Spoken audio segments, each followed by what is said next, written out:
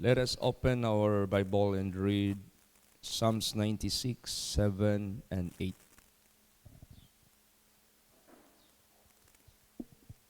Praise the Lord. Give unto the Lord, O ye kindreds of the people. Give unto the Lord glory and strength. Give unto the Lord the glory due unto his name. Bring an offering and come in his courts. Yes. Ito na yung ating kasaysayan sa sanglibutang ito.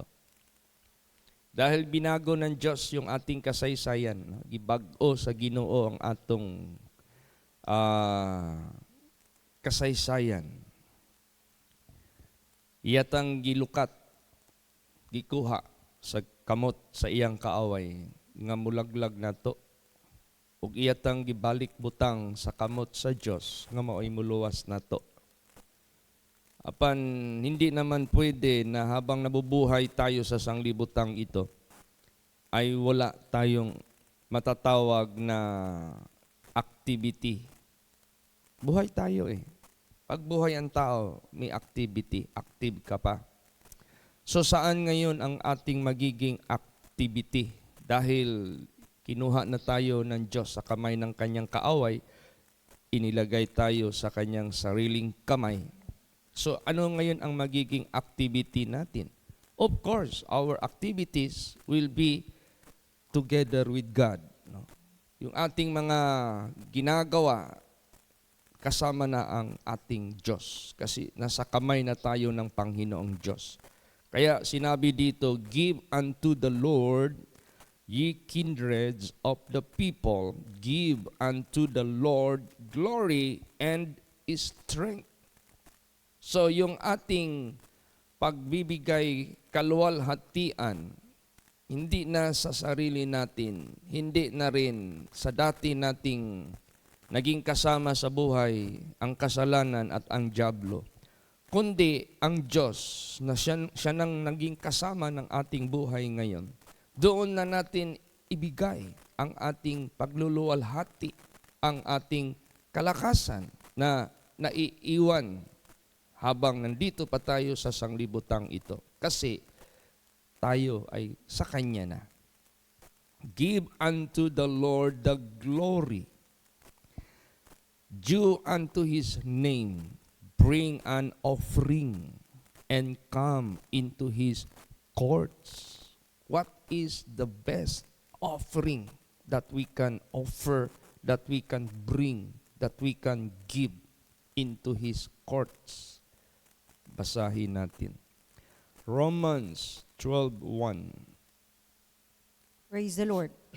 I beseech you, therefore, brethren, by the mercies of God, that ye present your bodies a living sacrifice, holy, acceptable unto God, which is your reasonable service.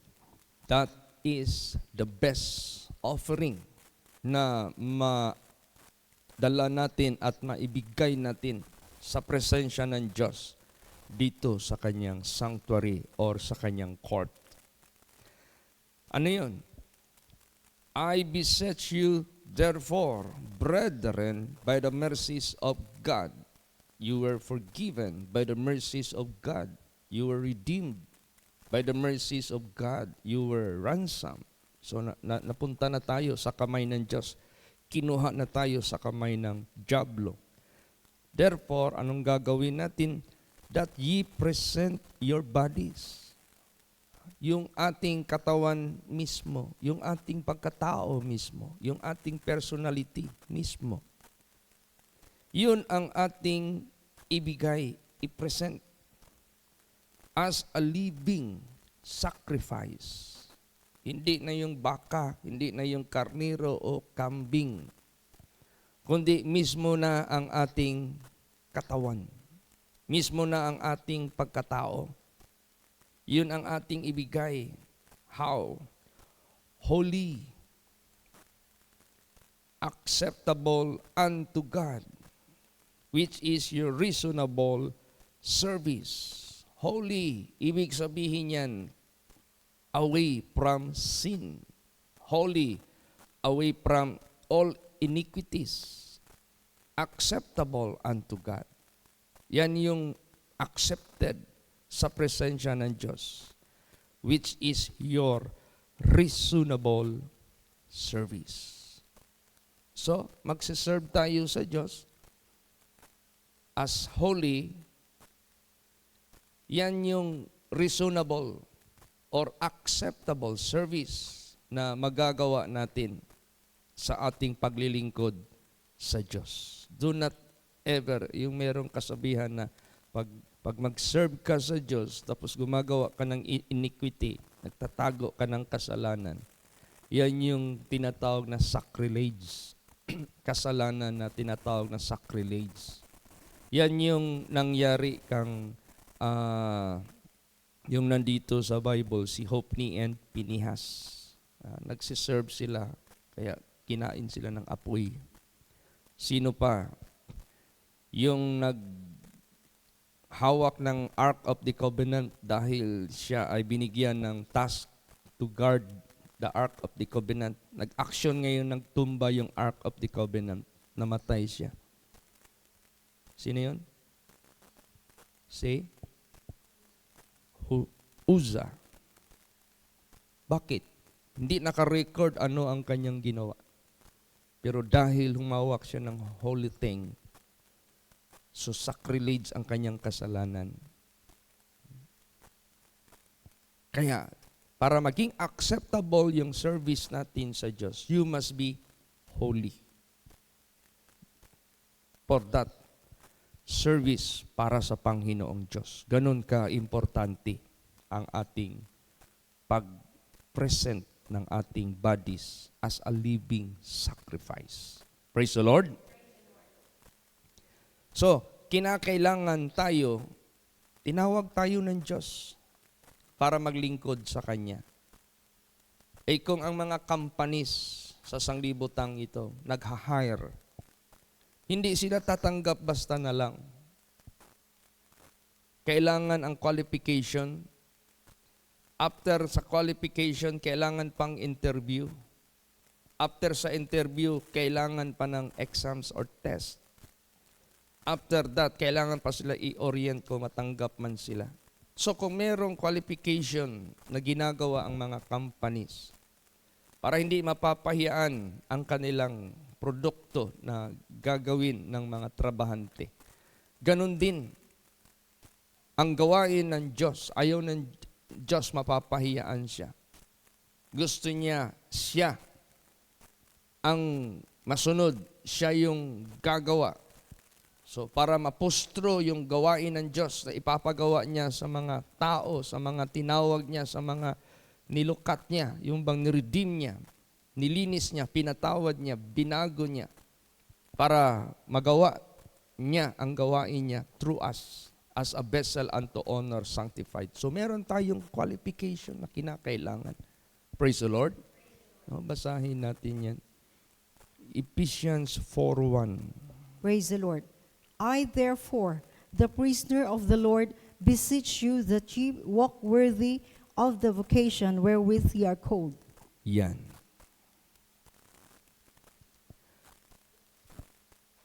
Walk worthy of the vocation.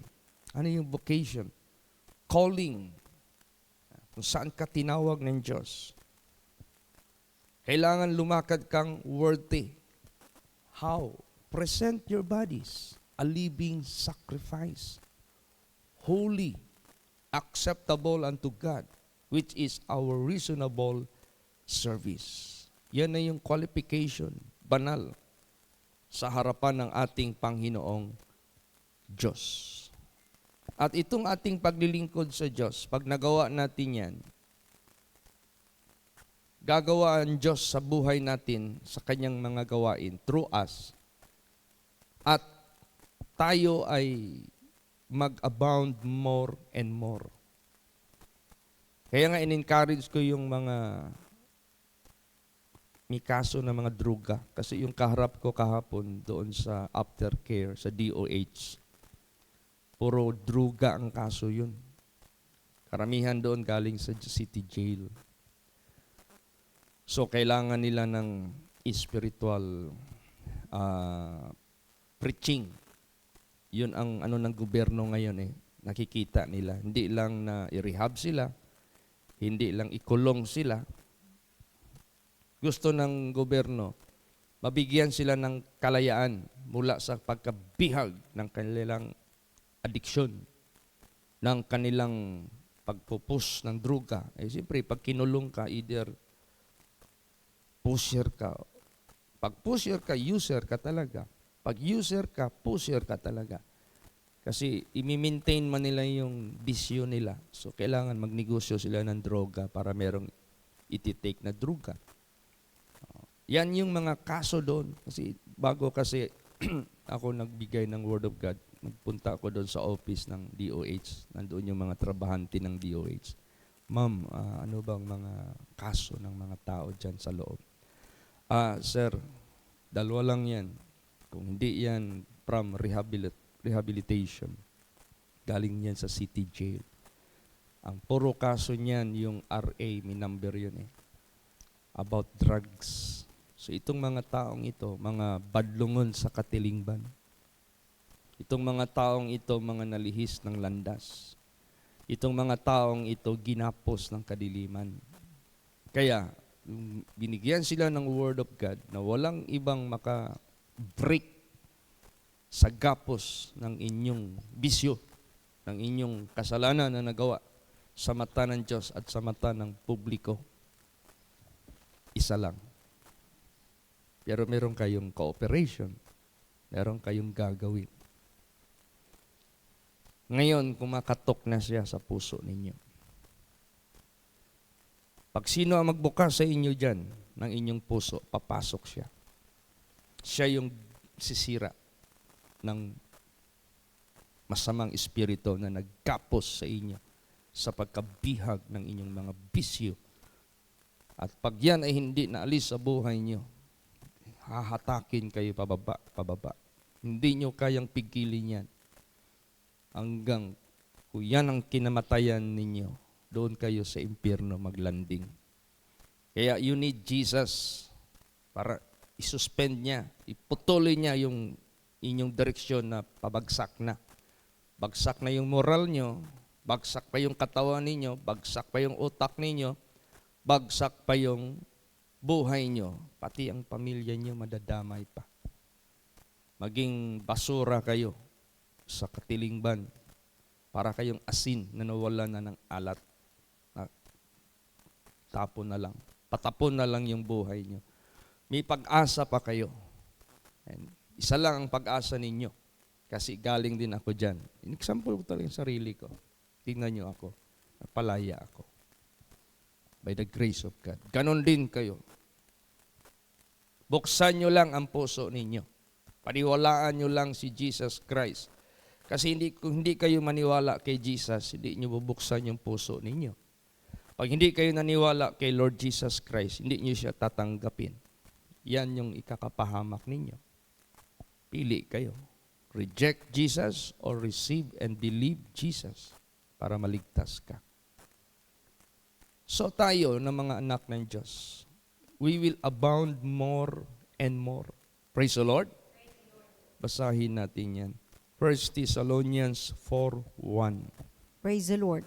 Furthermore, then we beseech you, brethren, and exhort you by the Lord Jesus, that as ye have received of us how ye ought to walk and to please God, so ye would abound more and more. Yan.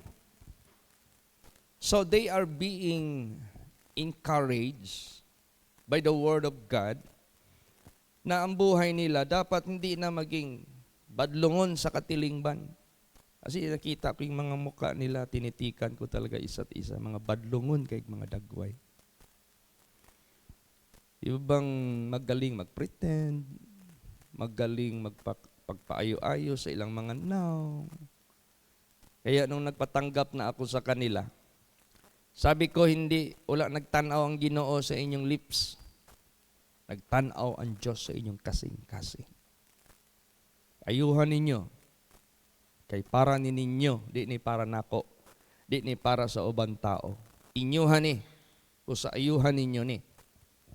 Kailangan kasi parang nag-ano ka ng mga bata. Kasi siyempre yung utak nila, nag-ano na yan eh. Nag-shrink na ba dahil sa druga.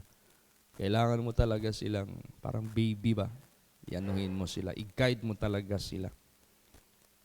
So, tuturuan sila how to please, to walk, how to walk, to please God, and abound more and more. Eh, sabi ko sa kanila, pag kayo ay tumanggap kay Jesus, hindi pwede, hindi kayo mababago. Magtataka ka sa sarili mo, magtataka rin yung mga kasama nyo sa pamilya ninyo. Kasi pag nandyan ka na kay Jesus, babaguhin ka niya. If you are in Christ Jesus, then receive mo siya, you will be a new creature. Old things are passed away. Yung dati yung mga bisyo, dati yung ginagawa, mula sa alcohol, sigarilyo. Yan yung mga sanga ng droga. Alcohol, sigarilyo, pornography, worldliness, dancing, disco. Lahat-lahat ng mga masasabi natin na mga kamunduhan, that is just the branches lang yan. Ang ugat niyan ay walang iba, kasalanan. At ang kasalanan, work of Satan yan. Kaya pagtanggapin niyo si Jesus, sisirain niya yung satanas na yan. He will destroy the works of the devil. Maging bago kayo. Kaya depende yan sa inyong puso. Kung labi lang ang gagawin ninyo, wala, useless. Ang puso, ang sabi ni Jesus, nabuksan. Hindi yung labi.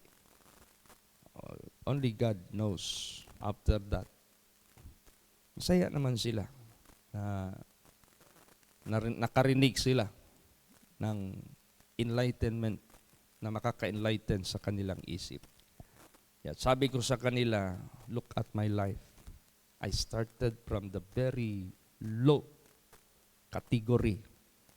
Pag-start ko sa Diyos, nag-receive ako sa Kanya. Unti-unting tinataas ng Diyos ang level ng blessing ng Diyos sa buhay ko. Yung moral ko tumataas, yung spiritual ko tumataas, yung pinapagawaan Diyos sa akin tumataas. Yung mga lugar na napupuntahan ko, rumarami at lumalawak. Ganon din sa inyo. Huwag kayong maging hopeless. Kasi first kong tayo doon, pagtingin ko sa mga mukha nila, hopeless talaga. Para bang ang isip nila patapon na yung buhay nila.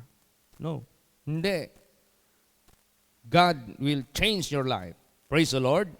Babaguhin kayo ng Diyos. At tandaan nyo ito. You will abound more and more. Basta buong puso kayong tatanggap kay Jesus Christ at maniwala sa Kanya. At magpatuloy kayo sa banal na salita. Binigyan ko sila ng lahat. Isa-isa ko sila binigyan ng flyer. Sabi ko, patuloy kayo. Nandito nyo makikita ang Word of God para magpatuloy kayo. Napakadakila ng ating Panginoong Diyos. Praise the Lord. Basahin natin 2 Corinthians 5:14 and 15. Praise the Lord. For the love of Christ, which constraineth us, because we thus judge, that if one died for all, then we're all dead, and that he died for all, that they which live should not henceforth live unto themselves, but unto him which died for them and rose again. Yan. Maraming mga tao tumatanggap kay Jesus Christ. Hindi nila alam ang deep meaning pag ikaw ay nandyan na kay Jesus Christ. Ito na. Siya na nagpakamatay.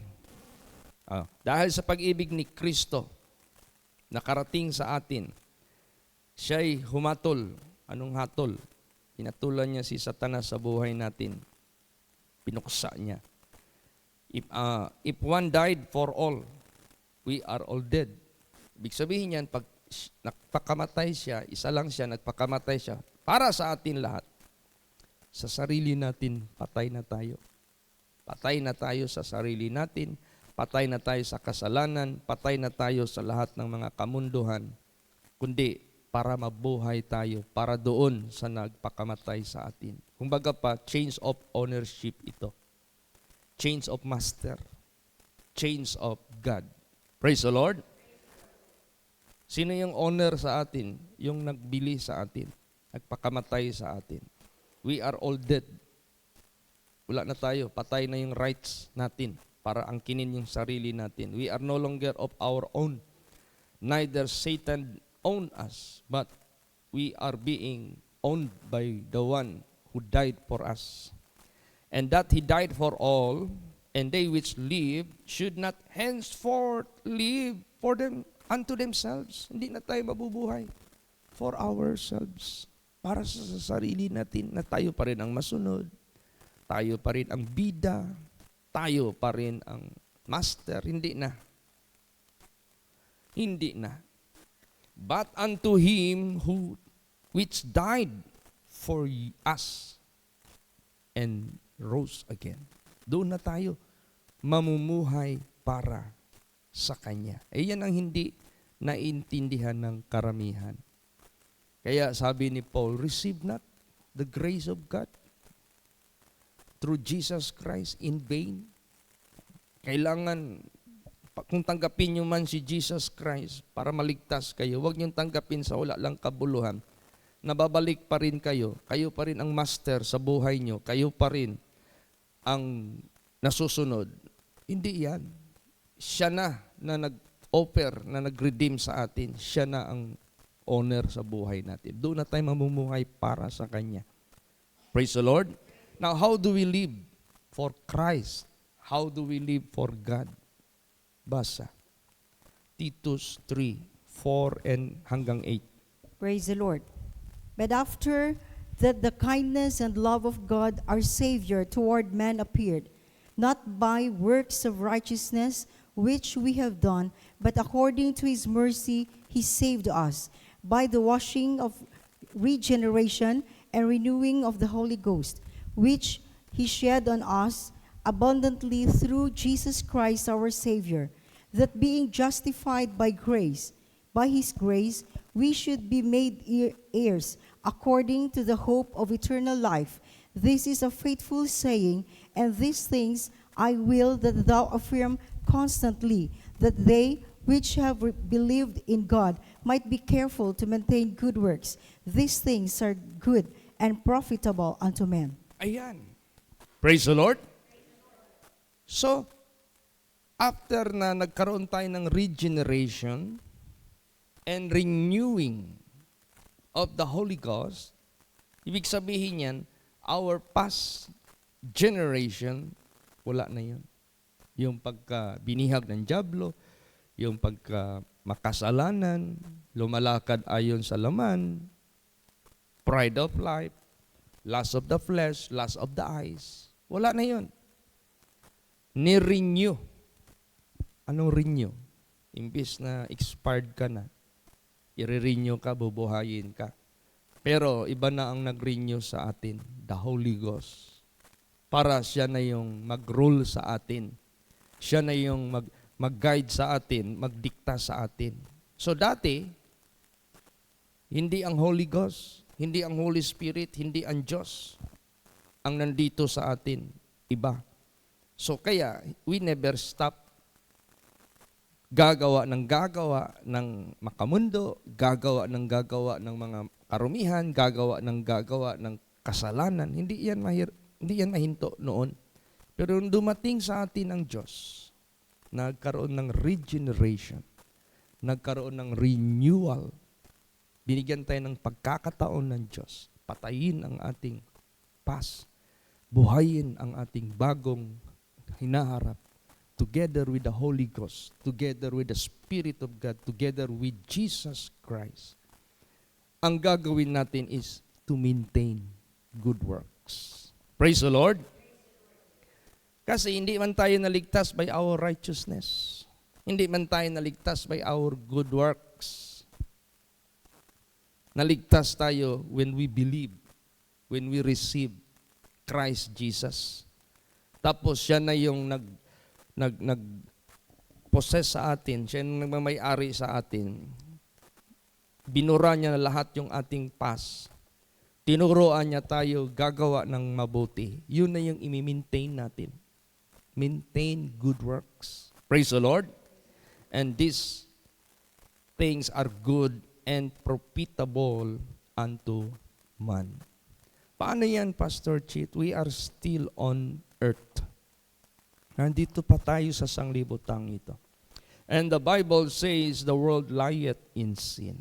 The Bible says, here on earth, iniquity is abounding. Paano yan? Kaya nga, kinakailangan natin ng spiritual maintenance, spiritual strength. Yung makina, alam mo yung makina. Pagpakinggan mo yan na pinaandar yan. May power yan. Pag pinatakbo mo yung sasakyan, kahit dalhin mo pa yan sa Manila, kung meron lang tulay papuntang California, makakarating yan. Bakit? Bakit nakaka-endure siya? Kahit malayuan, biyahe. Dahil sa lubricants na sa makina na yan. Hindi siya worn. No? Dahil sa lubricants. Yung oil ba? Nagpapadulas. Hindi siya mag-overheat. Hindi siya mag-clog. Tuloy-tuloy. So, ganun din sa buhay po natin. Praise the Lord. We need the strength of God to maintain good works. We need the Word of God to maintain good works. Yan yung maintenance sa buhay natin. That's why Jesus said, if ye continue in my word, then ye are my disciples indeed. Ibig sabihin yan, you will be faithful indeed. You will be my faithful follower indeed. You will be my servants indeed. You will be my people indeed. Pag sinabing disciples, that is obedient to their master. That is servant to the master. Yan ang mangyayari sa buhay natin. Basta patuloy tayo sa Word of God. Yan yung maglulubricate sa engine ng ating spirituality na kahit ilang araw, ilang taon, nandyan pa rin tayo, buhay pa rin tayo, gumagawa pa rin tayo ng mabuti, gumagawa pa rin tayo ng karapat-dapat sa Diyos, kahit saan tayo. Yeah, that is the ano. Tapos pag magdating na yung oil na yan, merong certain kilometer yan na dapat mo nang palitan. Bakit mo kailangang palitan? Dumarating ang panahon, yung kanyang viscosity. Alam mo yung anong ibig sabihin ng viscosity? Yung pag nagkuha ka ng sample dyan sa dipstick, pinatulo mo yan dito sa kamay mo. Ganunin mo yung kamay mo. Pag ganyan mo, madulas pa siya masyado, may viscosity pa. Pero pag ganyan mo, parang hindi na siya mag-slide, magganit na. Wala na yung viscosity. Yun yung nararamdaman ng makina, para na siyang hirap. Change oil ka kaagad. Ganon din sa spirituality natin. Praise the Lord. Kailangan tayo mag-renew ng mag-renew sa buhay natin. Para makatayo tayo kahit itong mundong ito na napakarumi, kahit ang mundong ito napakasama, kaya pa rin natin magpatuloy sa kabanalan. Kaya pa rin natin magbiyahe towards the kingdom of God. Kaya pa rin nating magkarga ng maraming mga pasahero para madala natin sa Panginoon. We can serve God. Praise the Lord. So, ano palang meron dito sa mundo? Basa. Romans 12:2. Praise the Lord. And be not conformed to this world, but be transformed by the renewing of your mind, that you may prove what is the good and acceptable and perfect will of God. Yan. Huwag kayong magsiayon sa mundong ito. Magbago kayo kahit sa inyong kaisipan para mapakita ninyo ano yung mabuti, ano yung karapat-dapat, at ano yung sakdal na kalooban ng Diyos. Imagine that. In the midst of this wicked world, and yet still we can maintain ang buhay natin na reverse sa buhay ng sanglibutang ito, ang buhay natin na against sa ginagawa ng sanglibutang ito, we can still continue opposite direction. Kaya nga yung patay na isda, yan yung patay na Christian. Pag may ilog dyan, may current, papuntang dagat lahat yan. Lahat ng ilog, kung meron kang mapa, subayin mo yung ilog kung saan papunta, lahat dagat. Ang patay na isda, susunod yan sa agos ng tubig sa ilog. Ihatid yan sa dagat. Yan yung lake of fire kung sa spiritual pa. Sea of fire. Ang buhay na isda, buhay na Kristiyano, hindi yan nakikipag-conform sa world. Karumihan, kasalanan, kalikuan, lahat-lahat na ng mga unrighteousness, ungodliness. Ang buhay na isda, pag makita mo yan, pag malakas ang current, salungat siya. Sumasalungat. Maliban sumasalungat, sumusulong against the current. Hindi yan hihinto. Kasi yung isda na yan, pag makarating yan sa dagat, patay yan. Kasi doon siya sa tabang eh. Maalat yan eh. Takot sila yan. Yeah, Mari, sige, huwag kang magpaano. Hanggang marating nila yung isang lugar dyan na merong lawa. Kada river, meron talagang area na parang kapantayan ba. So, nag-i-stack yung tubig doon, walang pressure doon. Eh, yung mga tao, humahanap ng ganon, doon nagdadive, doon naliligo, kasi alam nila malalim yun. Yan, ang isda, humahanap yan sila ng lawa, yung parang lake. Pag makarating yan doon, makarelax na yan. Doon na yung paradise nila. Doon na yung heaven nila. Ganon sa buhay natin. Habang hindi pa tayo nakakarating doon. Huwag tayong huminto. Paano natin yan, Pastor, i-maintain? Napakahirap kaya yan. Hindi. I-renew lagi yung strength. Yung pinaka-maintenance ng makina natin. Word of God. Lagi mong i-renew yan. Makakarating ka. Praise the Lord. Ganon po. Kaya, mapoprove pa rin natin what is good, what is acceptable, what is perfect will of God in the midst of this wicked world. So, advice ko yung mga kaharap ko kahapon. Sabi ko, pag si Jesus Christ na ang nasa inyo, magiging blessing na kayo sa pamilya ninyo. Hindi na kayo maging pabigat, hindi na kayo maging asungot sa buhay nila. Actually, ang buhay natin, pag nandyan pa rin tayo, wala. Para tayong kinakaputan ng ating pamilya. Kasi wala na tayong silbi eh. Pero pag si Jesus tatanggapin ninyo, magtataka yung pamilya ninyo, magtataka yung kapitbahay ninyo, nag-iiba na ang inyong pananalita, hindi na katulad noon. Nag-iiba na ang inyong daily routine, hindi na katulad noon.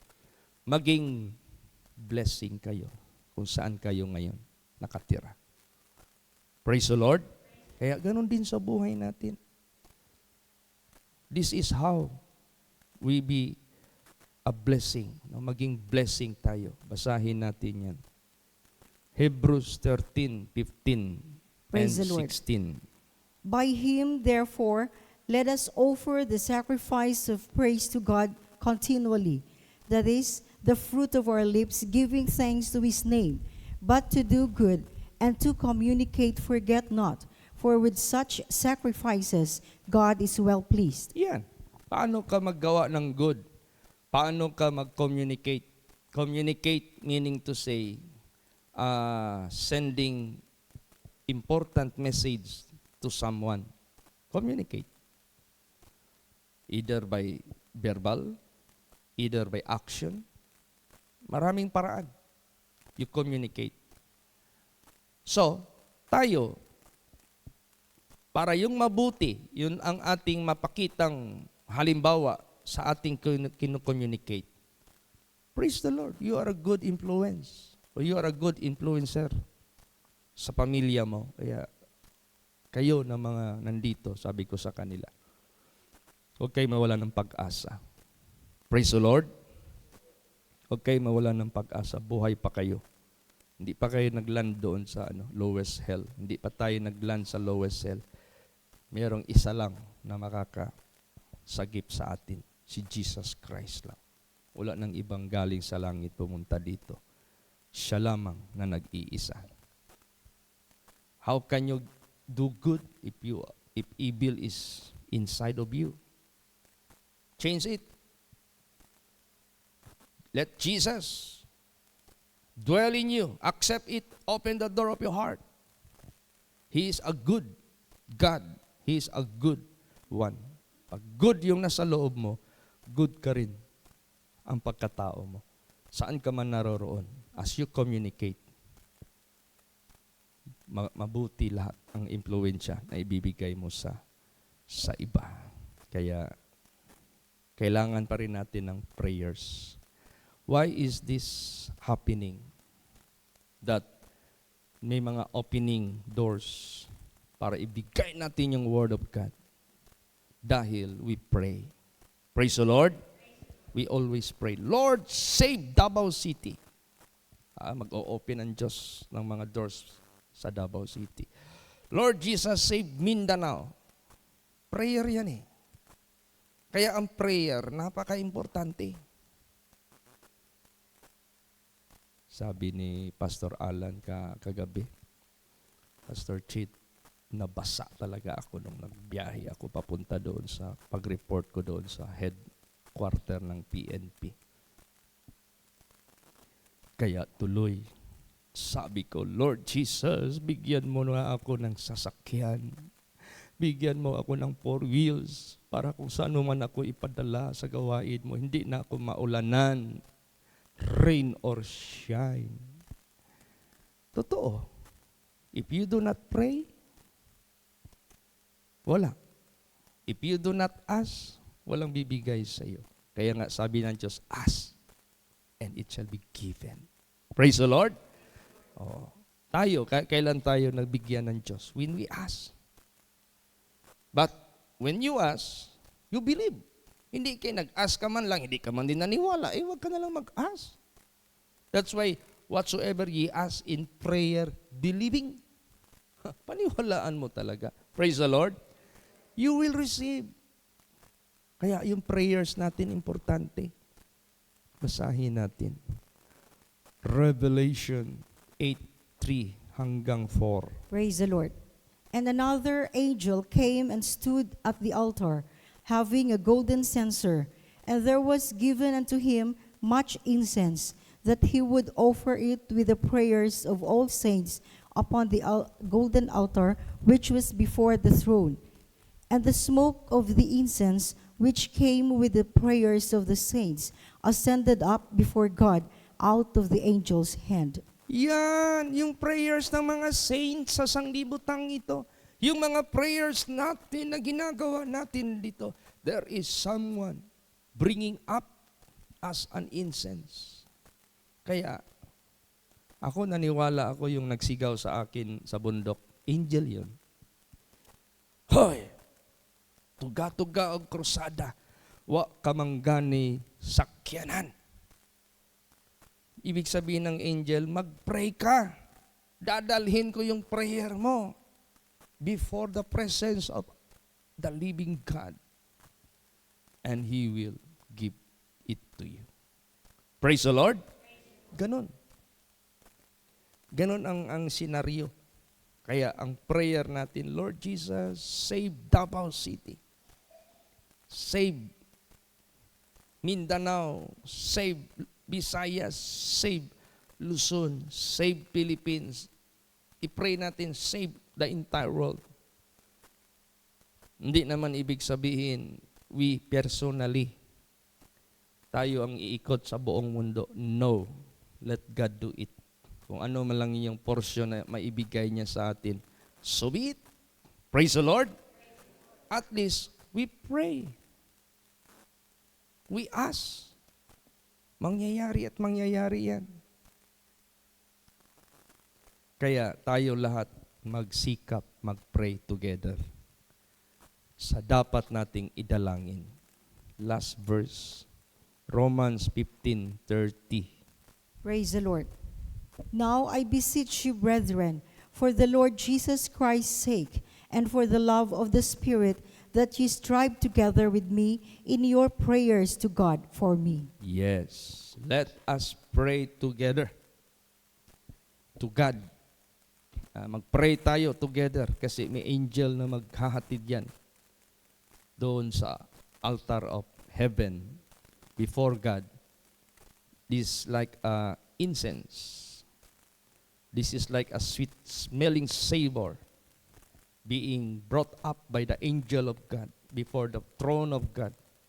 These are the prayers of the saints. Mga prayer natin ito. Prayers natin lahat. Kaya salamat tayo sa Diyos.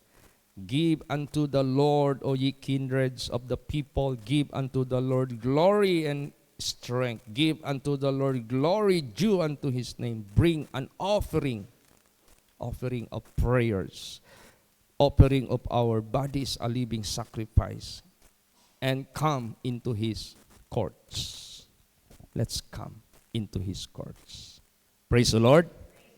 Kaya pasalamat tayo sa Diyos na tayo, huwag nating kalimutan ang instruction ng Diyos sa buhay natin. We will succeed, maging successful yung pinapagawa ng Diyos sa buhay natin. Hindi tayo maging disabled. God will put us into this ministry and God will make us able ministers. Lahat tayo. To God be the glory. Praise the Lord. Magsitayo po ang lahat.